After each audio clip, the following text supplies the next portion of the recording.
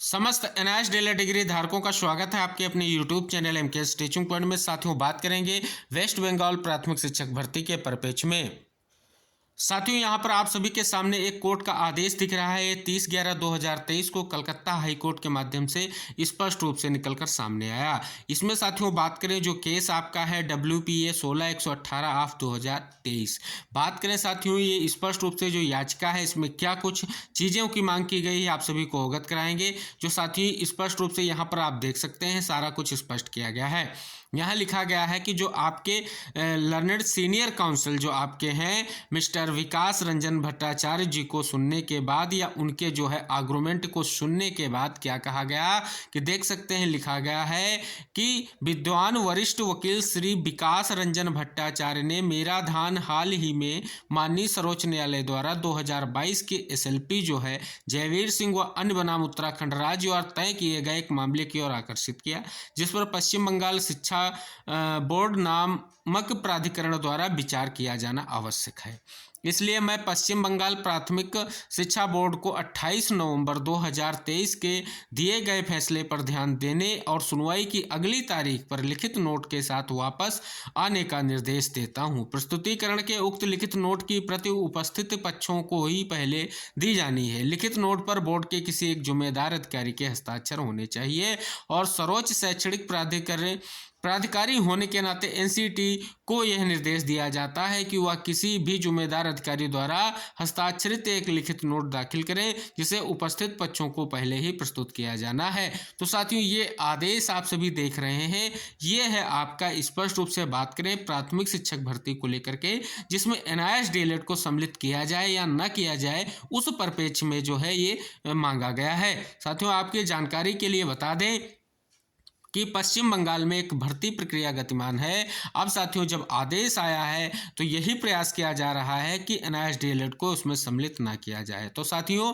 ये जो स्पष्ट रूप से आप सभी के सामने है लिखित नोट मांगा गया था, इसके परिप्रेक्ष्य में बात करें तो जो आपका वेस्ट बंगाल यानी पश्चिम बंगाल का प्राथमिक शिक्षा बोर्ड है उसने अपना जवाब जो है दाखिल किया है। तो जानेंगे क्या जवाब में स्पष्टीकरण दिया गया है। आशा करेंगे सभी साथी वीडियो से जुड़ेंगे और सभी साथियों तक शेयर करेंगे। अगर आप चैनल पर नए हैं तो कृपया चैनल को सब्सक्राइब करके बेल आइकन जरूर प्रेस कीजिएगा। साथियों, यहाँ पर आप देख रहे हैं स्पष्ट रूप से पश्चिम बंगाल के आपके प्राइमरी एजुकेशन बोर्ड की तरफ से स्पष्ट रूप से ये पत्र है। पत्र जो है आपके सामने है, या कहें जो जवाब दाखिल किया गया वो आपके सामने है। बात करें, लिखा गया है कि जो आपकी याचिका हमने अभी आपको बताई 16/118/2023 में माननीय न्यायमूर्ति अभिजीत गंगोपाध्याय द्वारा पारित आदेश दिनांक 30/11/2023 में निहित निर्देशों के संदर्भ में WBPE द्वारा प्रस्तुतिकरण के लिखित नोट जो आपका केस है मोस्टर साबित बनाम पश्चिम बंगाल राज्य व अन्य। बात करें, पहला पॉइंट लिखा गया है कि प्राथमिक शिक्षकों की भर्ती के लिए शैक्षिक निकाय NCT है। पश्चिम बंगाल में प्राथमिक शिक्षकों की भर्ती स्कूल शिक्षा विभाग पश्चिम बंगाल सरकार द्वारा बनाए गए एक वैधानिक नियम से प्रभावित होती है। दूसरे शब्दों में, स्कूल शिक्षा विभाग पश्चिम बंगाल सरकार नियम बनाने वाला प्राधिकरण है। पॉइंट नंबर 2 में स्पष्ट किया गया है कि कलकत्ता में माननीय उच्च न्यायालय के निर्देशों के तहत WBBPE ने वीर सिंह बनाम पर विचार किया। उत्तराखंड राज्य 2023 ACC ऑनलाइन ACC 1584। मूल प्रश्न यह है, क्या DLE की प्रशिक्षण योग्यता रखने वाले अभ्यर्थी, यानी आप सभी को अवगत करा दें DLED की बात की जा रही है साथियों, NIS DLED के माध्यम से 18 महीने की अवधि किसी भी प्राथमिक विद्यालय शिक्षक भर्ती प्रक्रिया में भाग लेने का हकदार है। अब साथियों बात करें इसमें क्या कहा गया है। जो आदेश है सुप्रीम कोर्ट का, उसके पैरा नंबर 44 और 45 और 56 और 58 के अंश निकाले गए हैं। क्या है, 44 नंबर में स्पष्ट किया गया है कि इस प्रकार यह स्पष्ट है कि पूरी योजना सेवारत शिक्षकों को एक खिड़की प्रदान करने के उद्देश्य से थी, क्योंकि जब तक वह 1 अप्रैल 2019 से पहले अपेक्षित योग्यता हासिल नहीं कर लेते तब तक वह सेवा में बने नहीं रह सकते थे और सेवा में बर्खास्तगी का सामना करना पड़ा होगा। इस प्रकार हमने पाया कि उच्च न्यायालय ने यह मानने की गलती की कि NIS द्वारा ODL मोड के माध्यम से आयोजित 18 महीने का डिप्लोमा 2 साल के डिप्लोमा के बराबर है, जैसा कि 23 अगस्त 2010 और 29 की NCT की सूचना में प्रदान जो है किया गया है। ये बात की गई है 29 आपकी जो है जुलाई 2011, यानी 2 जो बात की गई। दूसरा पॉइंट, अपेक्षित निर्णय और आदेश में उच्च न्यायालय में संजय कुमार यादव के मामले में पटना उच्च न्यायालय और श्री राजूनामा के मामले में त्रिपुरा उच्च न्यायालय के निर्णयों पर भरोसा किया। यह ध्यान दिया जाना चाहिए कि पटना उच्च न्यायालय के फैसले में हालांकि एनसीटी द्वारा अतिरिक्त मुख्य सचिव बिहार को संबोधित संचार का संदर्भ दिया गया, लेकिन उसने उक्त संचार को इस आधार पर खारिज कर दिया कि ऐसा नहीं है। उल्लेख किया कि उक्त पाठ्यक्रम को 2 साल के प्रशिक्षण पाठ्यक्रम के बराबर नहीं माना जा सकता। एनसीटी के 18 महीने के पाठ्यक्रम को 2 साल के जो है पाठ्यक्रम के साथ समकक्षता देने के किसी विशिष्ट आदेश के अभाव में हमारे विचार में उच्च न्यायालय ने यह पता लगाने में पूरी तरह से गलती की है। चूंकि उक्त संचार में गैर समतुल्यता का उल्लेख नहीं है, इसलिए इसे माना जाएगा। साथियों, 56 नंबर का जो स्पष्ट रूप से आप पैरा है उसमें लिखा गया है, इस न्यायालय ने ऊपर जो कहा है उसे ध्यान में रखते हुए हम पाते हैं कि हाईकोर्ट ने एनआईएस द्वारा संचालित 18 महीने के डिप्लोमा को रोककर गलती की है। ओडीएल मोड के माध्यम से विशेष रूप से 2 साल के नियमित डिप्लोमा के बराबर है। इसलिए जब रिकॉर्ड पर ऐसी कोई सामग्री नहीं रखी गई थी जिसके दूर दूर तक यह जो है पता चले कि ऐसी योग्यता की सिफारिश विशेषज्ञ निकाय एनसीटी द्वारा की गई थी। इसके विपरीत एनसीटी के 6 दिसंबर 2019 के संचार एमएचआरडी के निर्देश और 22 सितंबर 2017 के मान्यता आदेश भी स्पष्ट रूप से दर्शाते हैं कि 18 महीने का डिप्लोमा इन सभी शिक्षकों को प्राप्त करने के लिए एक बार की खिड़की के रूप में प्रदान किया गया था। 2017 संशोधन अधिनियम और 1 अप्रैल 2019 की बाहरी सीमा के बीच न्यूनतम योग्यता हमारे विचार में उच्चतम न्यायालय यह मानने में उच्च न्यायालय ने यह मानने की पूरी तरह से गलती की है कि 2 साल का डिप्लोमा 18 महीने के डिप्लोमा के बराबर है।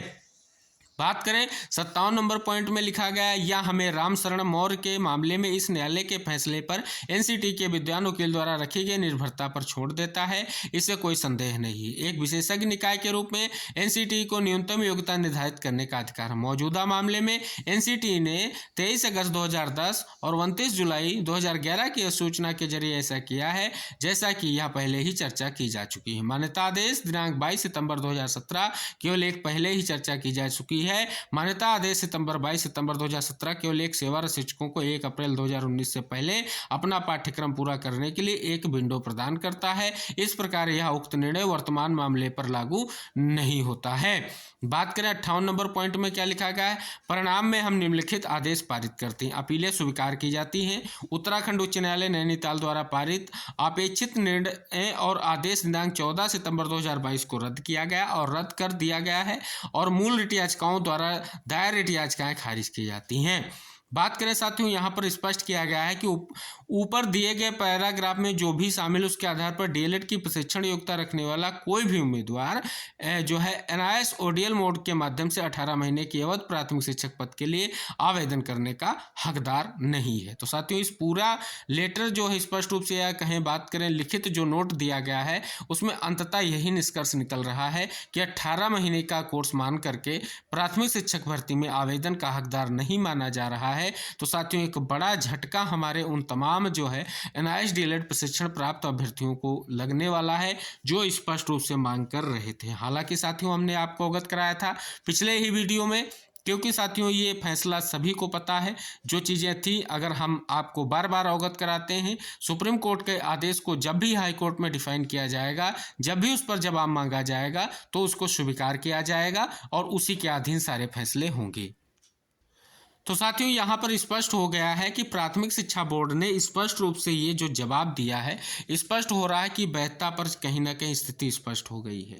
तो साथियों, इसीलिए हमने आपको अवगत कराया था कि वेस्ट बंगाल के हमारे जो एनआईएस डीएलएड के साथी हैं वो सुप्रीम कोर्ट का रुख कर रहे हैं। सुप्रीम कोर्ट का रुख करने का कारण हमने आपको अवगत कराया था कि जो सुप्रीम कोर्ट का आदेश है उसको हाई कोर्ट में स्पष्ट रूप से जब भी जाएगा, किसी भी स्टेट की किसी भी जो है बेंच में जाएगा जो आपकी उच्च न्यायालय की होगी, वहाँ पर इस निर्णय जो है सर्वोच्च न्यायालय का मान्य होगा और उसका निर्णय लिया जाएगा। जब तक यहाँ पर सुप्रीम कोर्ट निर्णय की स्थिति नहीं बनेगी तब तक ऐसी स्थिति रहेगी। हालांकि साथियों, इसके लिए जो है अभ्यर्थियों के माध्यम से क्लेरिफिकेशन डाला गया है और उसके लिए जो याचिका आप सभी को हमने अवगत भी कराई है की डाली गई है, अब उस पर सुनवाई को लेकर के जो स्थितियां हैं जल्द संभव होंगी। लेकिन साथियों अब जब इसमें ये स्पष्ट रूप से लिखित जवाब सबमिट होगा तो यही फैसला हाईकोर्ट का निकल करके आएगा कि एनआईएएस डीएलएड अभ्यर्थियों को प्राथमिक शिक्षक भर्ती जो गतिमान है अब उसमें मौका प्रदान ना किया जाए। तो आशा करेंगे जो वेस्ट बंगाल के साथी हैं ये पूरा का पूरा समझदार जो है साथी हैं वो स्पष्ट रूप से इस